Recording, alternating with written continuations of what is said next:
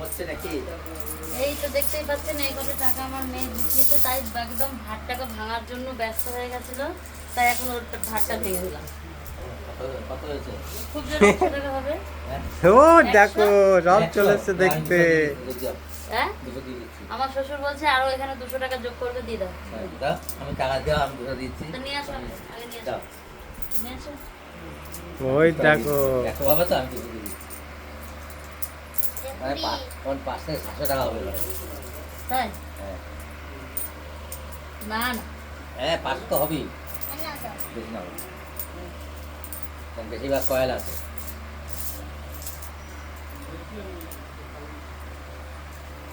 Coin coin এই খুচরো, তাই তো খুচরো মানুষের দরকার।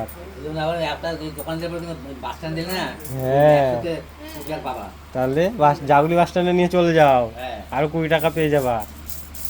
দিয়ে দেবো আমি। হ্যাঁ বাসাত বাস স্ট্যান্ডে গেলে আরো বেশি টাকা পাবে, ওখানে 30 টাকা পাবে। 30 টাকা। ওইটাই করো তাহলে, বাসাত বাস স্ট্যান্ডে চলে যাও। 30-40 টাকা খরচ করে আমি বারাসাতে বাস স্ট্যান্ডে যাবো 30 টাকা পাওয়ার জন্য। আর দুপুরবেলা খাওয়া দাওয়া করবে যে হোটেলে। আবার হোটেলে আবার খাওয়া দাওয়া করতে হবে এসে। কাজ নেই, ঘরতে ভাঙে, আরে ঘরতে ঘুরতে ভাঙে। কি বলবো আমি, ই আমার কতবার তাই তো, বলবো? ঘর তুমি ভেঙে ফেলেছো। ওটা কি করে বের করবো? কেন, ওই ফুটো ছিল তো উপর দিকে, ওটা দিয়ে একটা একটা করে বের করা যেত তো। আরো জোরে জোরে বলো। আমরা তো ওরকম করেই বের করতাম। ঠিক আছে বন্ধ করে দিই ক্যামেরা, আমার ব্যাটারি পড়ছে ফোনের, রেখে দিলাম। আচ্ছা, বন্ধুরা টাটা, গুড বাই।